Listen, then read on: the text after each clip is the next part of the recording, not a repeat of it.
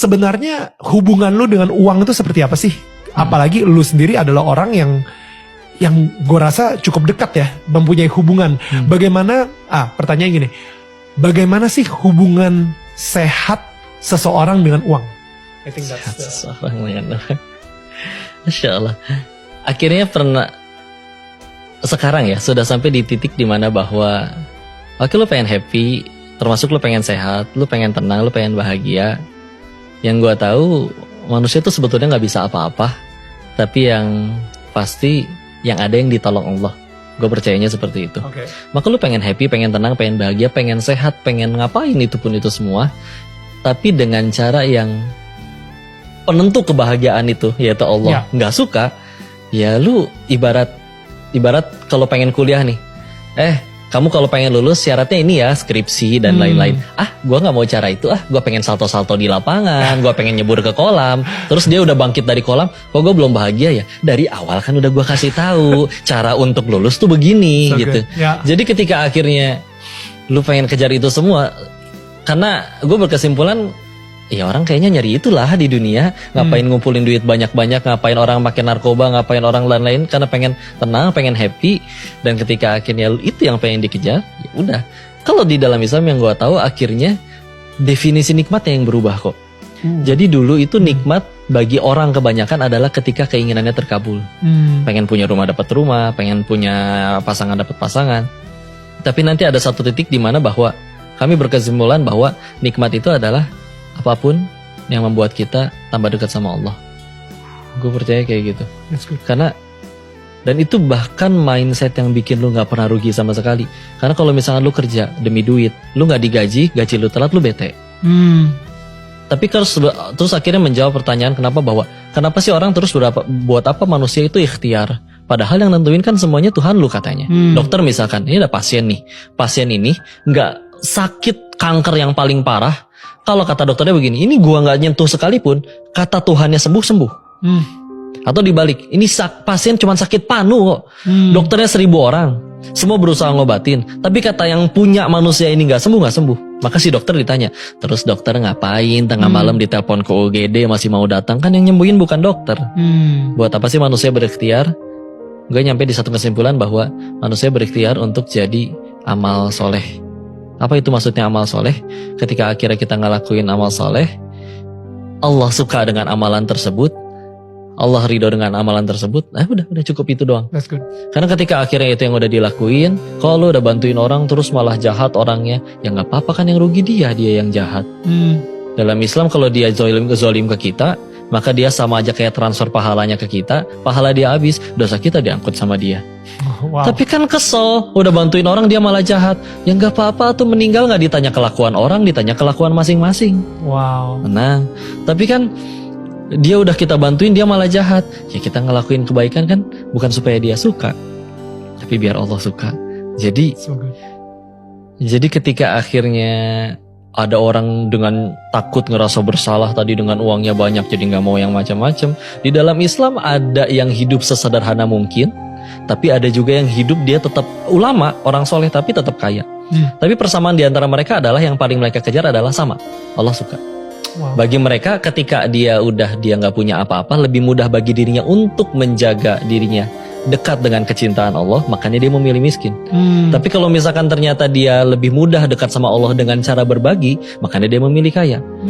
Jadi standarnya tadi, nikmat itu bukan ketika keinginan terkabul, tapi ketika kita tambah dekat kepada Allah, itu yang jadi tujuannya. Jadi lepas dia dari itu semua, enak. Pada akhirnya jadi tujuannya ya, I think tujuan dia mempunyai uang tersebut, apakah uang tersebut atau kekayaan tersebut akan digunakan untuk balik lagi ke Allah lagi, ke Tuhan lagi, atau kalau misalnya gue ngomongnya memuliakan nama Tuhan gitu misalnya, atau untuk memuliakan diri dia sendiri. You know, iya sih. Pada sama ya, orang-orang bicara dakwah juga kadang ujiannya pilihannya dua, kita pengen ngenalin Allah atau kadang malah tergelincir jadi ngenalin diri sendiri. Ini gue lo yang hebat, lo masa gue lalu gue begini, sekarang gue begini. Itu mudah banget digoda, karena memang ya kalau di kami ya digoda oleh, kalau di kartun kan ada iblis di telinga kiri gitu kan. Ya cara mereka nggak suka kita berbuat baik, tapi mereka juga nggak mungkin ngalangin kita berbuat baik. Kita pengen nyeberangin nenek-nenek nyeberang, nggak mungkin kita di-tackle sama setannya. Kita pengen sholat, nggak mungkin dijambak dari belakang sama setannya. Ya, maka cara terbaiknya gimana? Diganggu hatinya. Bikin lu mau udah soleh bro, lu mau udah suci, mulia ya, yang lain mah kotor. Jadi akhirnya karena lu suka susu sapi murni gak kok? Suka. Tapi kalau mohon maaf gue campur tai sapinya sesendok mau? Ya enggak lah. Setengah sendok gak mau? Ya enggak lah. Dikocek juga gak mau ya? Oh berarti manusia tuh sukanya yang murni. Apalagi ini pencipta yang kami anggap maha suci, dia nyiptain kita untuk ibadah, kita ngelakuin suatu amalan untuk sesuatu yang bukan untuk dirinya, tapi malah untuk kita, membuat kita dianggap baik. Itu Allah gak suka, gak ada nilai sama sekali. That's so good. Ya, mau sebaik apapun kita beramal tapi nggak ada niat untuk ke arah sana, nggak jadi apa-apa. 10.000 nyumbangnya, tapi itu 10.000 sisanya daripada yang 1 miliar tapi dia punya duit 1 triliun, nggak jadi apa-apa juga. Maka justru ini keadilan Allah banget kok gue bilang. Karena nggak peduli lu jadi rakyat, jadi pejabat, jadi direktur, jadi karyawan. Kalau memang syarat untuk bisa bahagia adalah itu semua, justru Tuhan nggak adil. Karena kan ada yang diuji malah misalkan mohon maaf nggak bisa mendengar dan yang lain-lain. Tapi dengan akhirnya lu mau jadi apapun, tapi lu nurut sama yang nyiptain dunianya, mah enggak. Siapapun berhak bahagia, atau siapapun bahkan kalau percaya akhirat, siapapun berhak ke surga. Adil banget berarti, enakan kayak begini. Wow. Dan akhirnya semua sepakat bahwa akhirnya yang semua manusia titip yang kita punya itu aslinya bukan punya kita, tapi sedang dititipkan, dan itu jadi ujian. Kenapa manusia menderita? 1, terlalu cinta sama dunianya. 2, ya tujuannya belum Allah. Kita terlalu banyak, gue berkesimpulan manusia sedih itu karena terlalu banyak ngelanggar ayat yang sering orang sebut, Al-Baqarah 156 ya, Inna lillahi wa inna ilaihi rojiun. Yang orang bilang kalau ada yang meninggal itu. Padahal artinya itu nggak selalu harus dibilang ketika pas ada yang meninggal. Wait. Artinya apa? Gue baru tahu kalau misalnya itu. Iya. Oh my goodness. Artinya kami ini sesungguhnya milik Allah dan akan kembali kepadanya. Oh itu artinya. Iya. Dan kata Nabi, kamu membacalah itu. Jadi pernah suatu ketika lilin beliau mati di kamarnya membaca itu. Ditanya oleh istrinya, kenapa baca itu? Apapun yang membuat hatimu gak enak, baca itu. Ini nilai.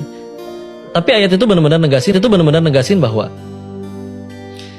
kita semua yang kita punya, saldo di rekening, ini semua mobil di bawah itu bukan punya kita, semuanya titipan. Bahkan yang nempel sama badan, kalau kata Allah nih tangan kudu pulang duluan, pulang, nggak bisa enggak. Maka orang bilang, tapi kan kok manusia kan kalau misalkan kehilangan kan ngerasa sedih. Nggak bohong, nggak juga, kurang tepat gue bilang.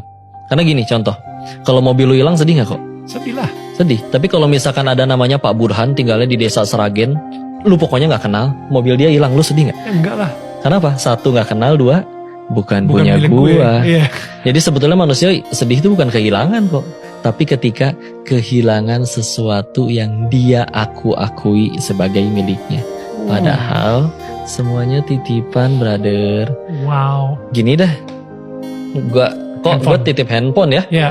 Gue pengen ke toilet, beres dari toilet gue ambil handphone gue, boleh? Boleh dong. Lu marah gak gue ambil handphone gue? Ya enggak lah, lu punya. Iya kan? Nah, tapi kita suka kayak gitu ke Allah. Jadi Allah tuh suka kayak, hamba nih ya, harta, jabatan, rumah, semuanya ya titipan nih untuk mencari tahu lu tambah baik apa tambah bejat. Wow. Ya. Akhirnya tambah bejat, diambil. Bukan karena benci atau dimarahin, enggak. Nolong lu supaya lu gak tambah hancur. Ya. Ketika udah diambil, kitanya baru ngerasa, itu kan milik aku. Ini rumah yang kurintis 30 tahun nabungnya. Ini karir yang kurintis 30 tahun merintisnya. Wow. Udah tahu bukan punya kita, di aku. Selamat menderita, brother. Bukan gitu cara bahagia. Justru Islam ya dari kata aslama, yuslimu, berselah, melepas. Justru bahagia itu dengan cara lu lepasin itu semua, tinggal sang pemilik segala-galanya yang ada di hati lu, malah lu dapat semua-muanya. Wow. Kesimpulannya sih itu sih.